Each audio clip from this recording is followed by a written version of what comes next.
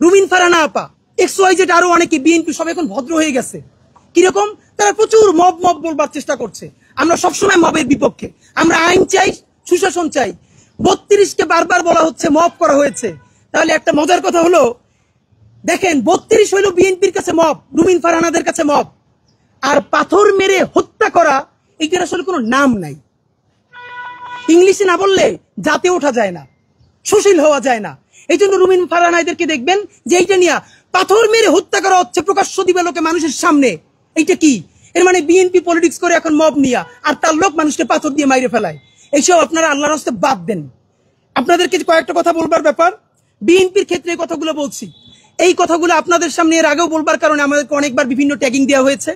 আমরা কখনো জামাতের বিটিম, কখনো এনসিপির বিটিম, কখনো কার বিটিম সে নিজেও জানে না, তবে কারো না কারো বিটিম।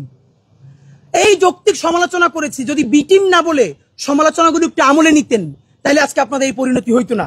নাম্বার 1, বিএনপি আপনাদেরকে মনে করাই দেই উদ্ধত্ত অহমিকা। আপনাদের বডি ল্যাঙ্গুয়েজে, আরে ভাই 1 বছর আগে ছিলেন বিলাই, টক শোতে যান নাই, অনলাইনে কানেক্টেড হইছেন, সেখানেও কি যেন নক করছে, বাসা থেকে দৌড়াইতেছেন। মানে এটা তো আমরা মানি। এর মানে আপনারা বিলেই তো ছিলেন। এখন আপনি বাঘ হয়ে উঠছেন। সেই বাঘের কণ্ঠ কার সাথে দেখাইতেছেন? এই দেশের নিরীহ মানুষের সাথে। আওয়ামী লীগ কয়টা ধরে শেষতে পারছেন? কয়টা আওয়ামী লীগের বিরুদ্ধে অ্যাকশনে যাইতে পারছেন? কোটি কোটি টাকা খায় ওই হাজিম সেলিমের লোকে স্টেজে উঠান। অধ্যত্ত আর অহমিকা আপনারা এইবার লাস্ট চান্স, যদি বাদ দিতে না পারেন আপনাদের দেশে আর কোনো রাজনীতি থাকবে না, মানে থাকবে না, মনে রাখেন। চূড়ান্ত অধ্যত্ত এবং অহমিকার সিম্বল ছিল শেখ হাসিনা।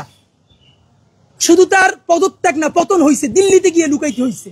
সুতরাং আপনারা তো তার ধারে কাছেও না। সালাউদ্দিন ভাই থেকে শুরু করে অন্যান্যরা সংস্কার কমিশনে যেই গার্ডস নিয়ে, যেই অ্যাটিটিউডে কথা বলেন, আমরা আহত হই।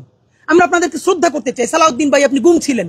বিএনপির কত মানুষের জীবন মেসাকার হয়ে গেছে, তাদেরকে ইন্টারভিউ করে দেখেন। প্রত্যেকটা মানুষ বিএনপির এই আচরণে, যারা বিএনপির জন্য জীবন দিছে, তারা আহত, তারা কাউরে বলতে পারে না। আমাদের অগণিত বিএনপি কর্মীরা ধরে বলে, ভাই আপনারা যেটা বলেন এইটা শতভাগ সত্য, একটা দলের কাঠামোর মধ্যে আছি, বলতে পারতেছি না, কিন্তু এভাবে নেওয়া যায় না। আপনারা কাদেরকে বুদ্ধিজীবী বানাইছেন? তো এই অধ্যত্ত আর অহমিকা থেকে বের হন। নাম্বার 2, এর কথা না বললেই না, বললে খুব মানে এটা ছোট মনে হয়, তবুও এই যে দুবু দলের নয়ন সাহেব, এর কাজই হইল সম্ভবত উনি বিএনপির থাপড়ানো বিষয়ক সেক্রেটারি। যারে ভাই তার থাপড়ায় কি অ্যাটিটিউড ভাই! বিএনপির বিরাট সমাবেশ, সে হাঁটতেছে, সামনে একজন আইসক্রিম মেলা, সমানে থাপড়াইতেছে। ওমা কি আনন্দ! স্টেজের সামনে এক ভদ্রলোক তার মাথার উপর থাপ্পড় দিতেছে। ব্যাপার হলো যে সে থাপড়াইতেছে, এইটা ভিডিওতে মানুষ মিডিয়ায় দেখতেছে। বিএনপি এইটার বিরুদ্ধে কোনো অবস্থান নিছে? অফিসিয়ালি তারে বলছে যে এরকম থাপড়াথাপড়ি সে কেন করে? সে এইটাকে এনজয় করতেছে। এর মানে হলো বিএনপির বিরুদ্ধে আমরাও যদি বলি, আমাদেরকে এরকম থাপড়ানো হবে। এই থাপড়ানোর ট্রায়াল দিতেছে তারা। এই নয়নেরা যদি হয় বিএনপির ফিগার, যারা এখন মানুষটা খালি সমানে থাপড়ায় ডানে বামে তাকাইয়া, তাহলে সেই দলের যারা নীতি আছে, তারা মানুষটা পাথর মারবে না, মারবে কি? চুমা দিয়ে মাইরে ফেলবে মানুষকে। অথচ যা করার তাই করছে, দলের নেতা মানুষকে থাপড়ায় আর তারা পাথর মারে। এখন আমরা জানি এই নয়নদের শক্তি কোথায়। নয়নরা থাকবে নিচে, চাঁদাবাজি করবে, টাকাটা আনবে, টাকাটা আইনা উপরে পাঠাবে কারো না কারো কাছে। তারা হবে ভদ্র সুশীল, তারা মব করবে না, ইংলিশে কথা বলবে। আর নয়নরা নিচে চাঁদাবাজি করে উপরে দল চালাবে। এইটা বিএনপির বলিনি, এটা জামাত করলে জামাতের অবস্থা এইটা হবে। এটি এনসিপি করলে, এনসিপি তো নতুন দল, সুতরাং ফেরেস্তাই মনে হবে। আমরা এনসিপিরও বুঝতে পারবো সে আসলে বিএনপির মতো ক্ষমতায়িত হইলে আসলে সে কি করে। সুতরাং যুব দলের ব্যাপারে এটা মবের বয়ান। আপনাদেরকে একটা বলি, থানা ঘেরাওর কথা বলেছি। এখন যেটা সব থেকে কনসার্ন, আমরা যতবার নির্বাচন নিয়ে কথা বলেছি, আমাদেরকে বলেছে আমরা নির্বাচন চাই না। আপনারা নিজেরা কেউ বুকে হাত দিয়ে বলতে পারবেন যে এই যে অবস্থা বর্তমান দেশে চলতেছে, ভাবেন প্রকাশ্য দিবালোকে পাথর মেরে মানুষ মারা হচ্ছে, এই ভিডিও কোনো মিডিয়াতে আসে নাই। তৃতীয় দিনে যখন সোশ্যাল মিডিয়া আসলো, তারপরে একটা প্রেসার তৈরি হলো, এখন গ্রেফতার হচ্ছে ঢাকায় প্রকাশ্য দিবালোকে।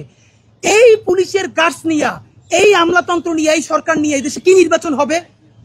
নির্বাচন তো হবেই না। আপনাদেরকে বলি, নির্বাচন নামে শত শত মানুষের জীবন চলে যাবে। আমাদের ধারণা সেই সিচুয়েশনকে তৈরি করে বাংলাদেশে আরেকটা 111 বা আরেকটা ইমার্জেন্সি তৈরি হবে। অথবা এই যে বিএনপি যেই কারণে নির্বাচন চাচ্ছে, একটা গণতান্ত্রিক পথ, আমার ধারণা তারা এই হোমওয়ার্কটা করে নাই।